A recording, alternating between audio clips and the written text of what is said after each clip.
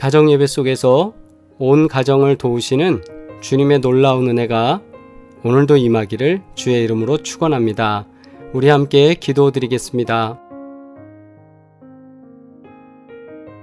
간구하는 자의 기도를 들으시는 살아계시는 하나님, 오늘도 주님께 기도하며 주의 뜻을 구하게 하시니 감사합니다. 하나님께서 저희를 하나님의 자녀 삼아 주시고 하나님의 손에 붙들려 살 수 있도록 인도하시니 감사합니다.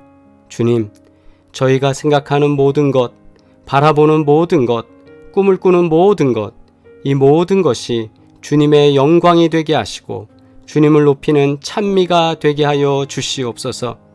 이 땅에서 사는 동안에 허락하신 생명 속에서 주님의 뜻을 받들어 주님의 이름을 전하는 일에 앞장서게 하시고 선교를 위하여 교회 건축과 성장 그리고 구입 모든 과정이 주님께서 저희를 붙잡아 주셔서 우리의 힘이 아닌 주의 의지와 복주심으로 이루어낼 수 있도록 인도하여 주옵소서. 간악한 마귀들은 하나님의 것을 자신의 것이라 주장하며 욕심을 따라 살고자 합니다. 주님께 봉헌한 우리의 삶은 언제나 주님 것이오니 저희의 생명도 주의 것이요 우리의 모든 소유도 주의 것입니다.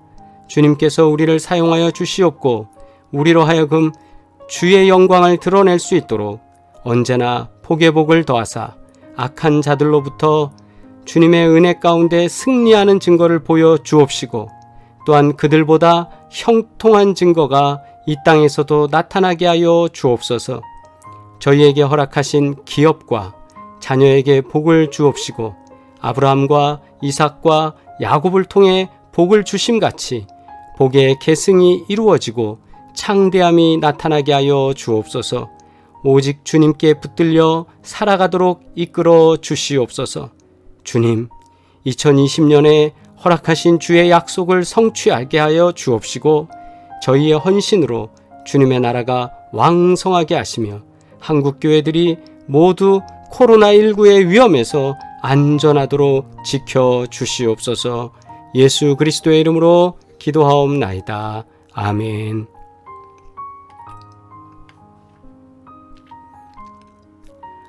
하나님의 말씀 이사야 40장 1절로 2절의 말씀 함께 봉독합니다. 너희의 하나님이 이르시되 너희는 위로하라. 내 백성을 위로하라. 너희는 예루살렘의 마음에 닿도록 말하며 그것에게 외치라. 그 노역의 때가 끝났고 그 죄악이 사함을 받았느니라. 그의 모든 죄로 말미암아 여호와의 손에서 벌을 배나 받았느니라 할지니라 하시니라. 아멘. 춘천중앙교회 권호서 목사님께서 이사야 40장 1절로 2절 말씀을 통해 주님께 붙들릴 때라는 제목의 설교를 통해서 우리 함께 은혜 나누도록 하겠습니다. 오늘 본문의 배경은 남유다가 바벨론에 멸망하여 포로로 잡혀간 시기입니다. 지금 보여드리는 지도에서 바벨론은 쪽 지역이 바벨론이죠. 바벨론이 이제 국가가 만들어져서 이 길을 따라서 이렇게 침공해 와서 예루살렘 그리고 유다의 모든 것을 이제 약탈하고 성전의 모든 걸 약탈하고 이렇게 돌아가게 되죠. 그러면서 여기 나온 대로 바벨론으로 끌려가는 유대 사람들의 경로 이래서 요 연보라색 색깔로 이렇게 잡혀가서 바벨론까지 잡혀가서 그 사람들이 거기에 거주하게 되는 루트가 됩니다. 이제 수사 이후에 여기 페르세폴리스를 중심으로 한 페르시아, 지금의 이란 지역이죠. 페르시아 제국이 건국됨으로써 이제 바벨론이 무너지고 그렇게 하고 이제 페르시아가 서로는 이집트부터 시작해서 동으로는 인도 북쪽 지역까지 이렇게 쭉 이어지는 어마어마한 제국을 형성하게 됩니다. 바벨론은 이내 신흥 강국 페르시아에게 위협받기 시작했습니다.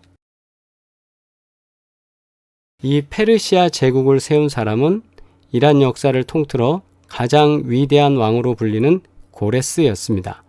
우리 성경에는 고레스라고 나오는데요. 키루스라는 이름은 고대 문서 곳곳에서 다양한 언어로 발견됩니다. 고대 그리스의 역사학자인 크테시아스와 플루타르크는 키루스라는 이름이 태양을 뜻하는 쿠로스에서 유래한다고 기록을 했습니다. 라이프 성경사전에 고레스에 대한 설명이 나오고 있습니다. 그래서 태양이라는 이름의 뜻이 있고요. 그 다음에 페르시아의 초대 왕이고 주전 539년 바벨론 왕 벨사살이 연회를 베풀던 밤에 바벨론 제국을 멸망시키고 바사, 그러니까 페르시아 제국을 창건했습니다. 고레스는 해방자로 자처하며 바벨론에 남겨두었던 신상들을 원래 있던 성읍에 돌려보냅니다. 그리고 포로된 사람들을 귀향시키는 선정을 베풀었습니다. 그 결과 바벨론의 포로로 끌려갔던 유다 백성들도 본토로 귀환하여 성전을 재건할 수 있는 기회가 생깁니다. 그것은 우리의 성경에 그대로 기록되어 있습니다.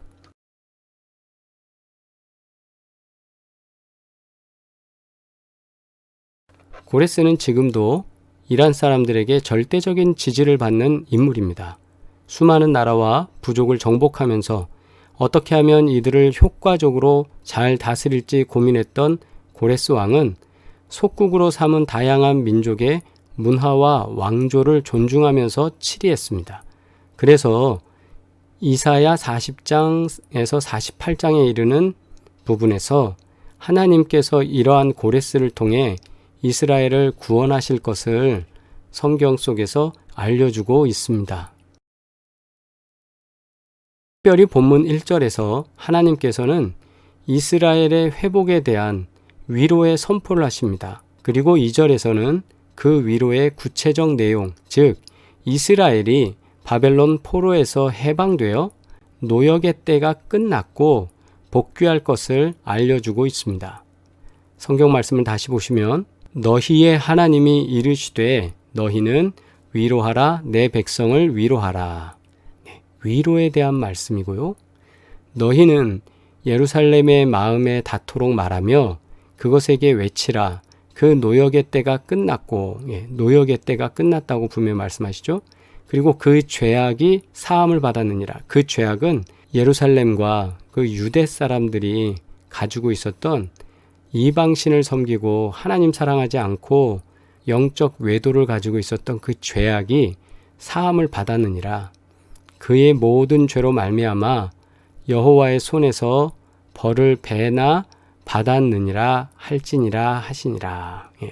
그래서 위로의 구체적 내용이 이제 너희들 모든 것 끝났다. 용서함을 받았다. 이제 다시 제자리로 가고 약속의 땅에서 살 수 있다. 이 내용을, 위로의 구체적 내용을 이렇게 해주시는 겁니다. 한 경매장에서 있었던 일입니다. 한 경매인이 여러 가지 물건을 경매에 붙이던 중에 낡고 보잘것없어 보이는 바이올린 하나를 끄집어 냈습니다. 그랬더니 한 사람이 장난삼아 1실링을 부르자 경매장에 폭소가 터졌습니다. 1실링은 하나로 100원 정도 하는 건데 낡은 바이올린을 보자 그냥 사람들이 장난삼아 100원 이러면서 경매가 시작된 거죠. 이때 경매인이 혹시 이 자리에 바이올린 연주할 수 있는 분 계신가요? 라고 물었습니다. 잠시 후 한 노인이 앞으로 나와 연주를 시작했습니다. 낡은 바이올린에서 절묘한 선율이 흘러나오기 시작했습니다. 순간 경매장에 있던 많은 사람들은 모두 감동해서 눈물까지 흘렸습니다. 노인이 연주를 마친 후 바이올린 경매가 재개되었습니다. 누군가 100파운드를 불렀습니다. 100원에서 14만 원이 됐습니다. 다른 누군가가 300파운드를 불렀습니다. 그리고 마지막으로 그 바이올린은 1000파운드에 낙찰되었습니다. 대가의 연주로 인해서 바이올린의 가치가 달라진 것입니다.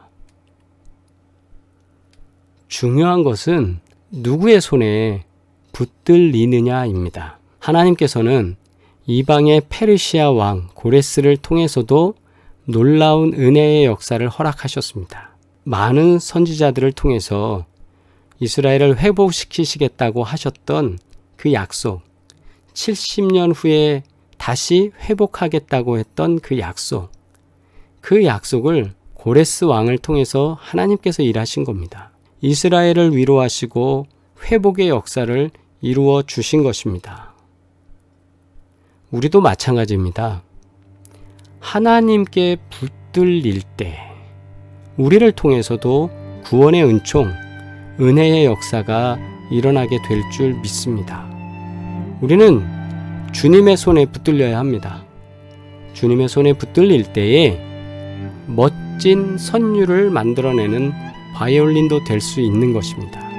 내 나이가 많다고 또는 내 형편이 이렇다고 저렇다고 많은 조건을 낼 수 있지만 오래된 바이올린도 연주하는 사람에 의해서 멋진 가치를 만들어낼 수 있듯이 비록 우리가 연약하고 또 우리는 풍채가 없을지는 몰라도 하나님이 우리를 붙드시면 다윗 같은 어린이가 왕도 되는 것이고 여호수아 같은 사람이 하나님의 일을 통해서 땅을 차지하며 나갈 수 있도록 싸움에서 승리하게 하시는 것입니다. 주님의 손에 붙들리시기를 주의 이름으로 축원합니다. 주님의 손에 붙들리면 멋진 인생을 살 수 있고 멋진 삶을 사람들에게 보여줄 수 있습니다. 오늘도 우리 하나님께 붙들리는 저와 여러분 되기를 주의 이름으로 축원합니다. 나 자신보다 나를 쓰시는 분의 뜻이 더 중요함을 깨닫기를 바랍니다. 나보다 나를 쓰시는 분의 의도, 나를 쓰시는 분의 그 의지, 나를 쓰시는 분의 그 계획, 그것이 더 중요합니다.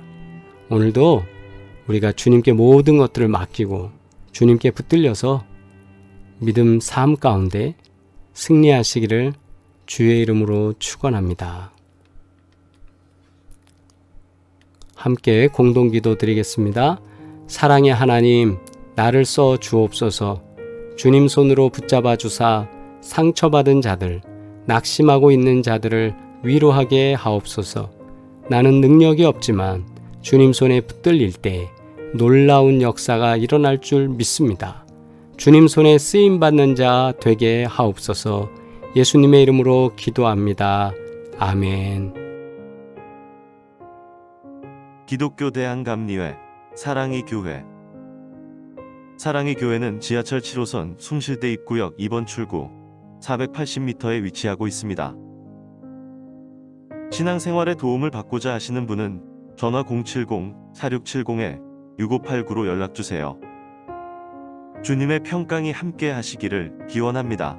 감사합니다.